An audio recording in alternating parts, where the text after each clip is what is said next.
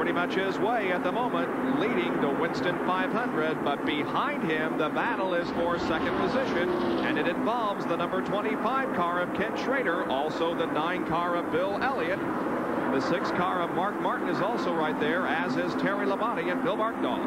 I tell you what, Davey Allison just hopes that they don't catch him. I don't think they're going to, because the next time by, he wins $10,000. That's the Gillette Right Guard Halfway Challenge, and it comes up this coming time around. And the driver who leads the race at the halfway point picks up $10,000 from the Gillette Right Guard people. And it appears as if it's going to be Davey Allison, because he is running well ahead of everybody else at the moment. He is running very low on the racetrack through the 3rd and 4th turns. Now comes off the 33-degree banking onto the 18-degree banking. He comes through the trioval, and that's normally where the start-finish line is, right there, but not here at Talladega.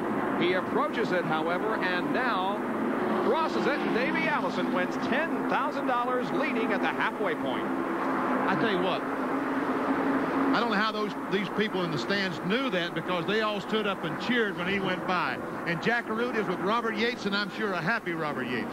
Well, Robert Yates, congratulations thus far at the halfway mark. At least you've made $10,000. Well, we appreciate that. We appreciate people putting their money up. But they didn't get the flag that time by. We're a little bit nervous about it. So they're going to do one more just in case, guys. One more time. Well, the scoreboard didn't change. It's still on lap number 93. It was on lap number 93 last time, too, so maybe there has been a bit of a... You mean all those fans cheered for nothing? Of a lap count difference. Well, anyway, this is the safety lap. It doesn't make a bit of difference, because Davey Allison's going to lead it, too. And now, here is Jeff Bodine's in-car camera as Davey Allison laps him. He just drives to the inside and motors on by Jeff Bodine. He needs for Bodine to stay on his rear bumper. He needs to slow down a little bit and let Jeff catch him.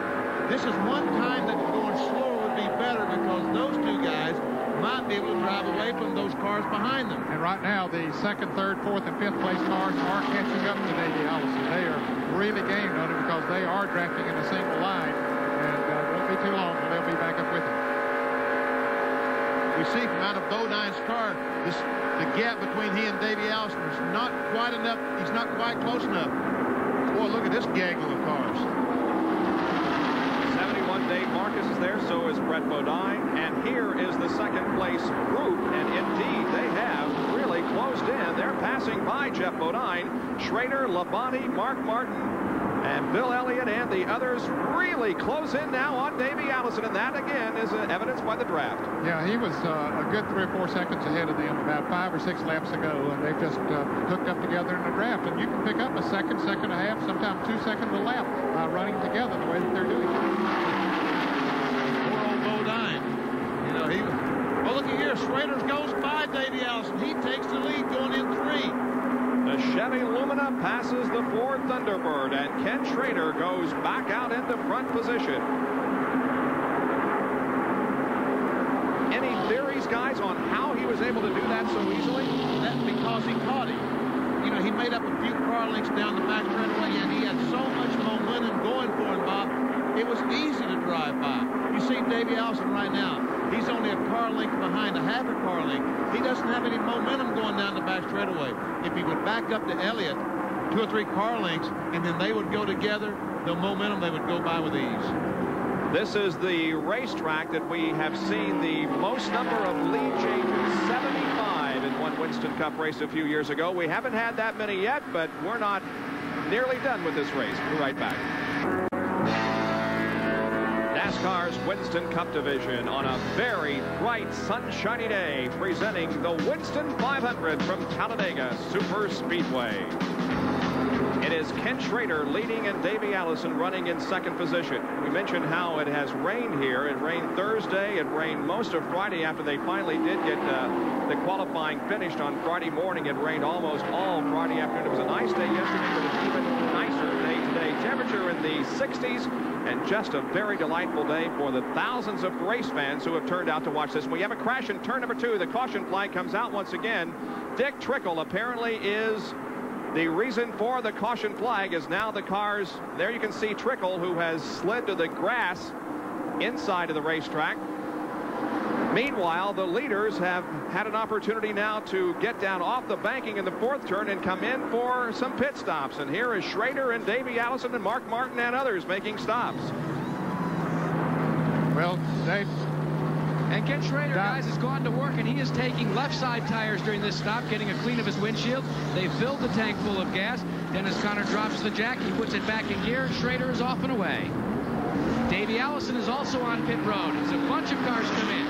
Allison getting his work on the left side as well. Directly in front of him is Rusty Wallace and the car number 4 of Rick Wilson. As there's a lot of activity here on pit road as Jim Sauter goes screaming down through the grassy infield area that separates the racetrack from the pits, but he goes back out on the racetrack. It is really wild down here right now, guys. You think it's wild right now? You wait about 30 or 40 seconds, it's really going to be wild because, Jack, that was only about 25% of the field. The rest of them will be in the next lap. As we watch Rusty Wallace and Rick Wilson leave the pit area. And Rick Wilson. Here is Darrell Waltrip on the right side of your screen. He cannot make the stop. Meanwhile, it is Sauter who was in the grassy area. So Darrell Waltrip also has a problem selecting his pit and finding it. He decides to go on by.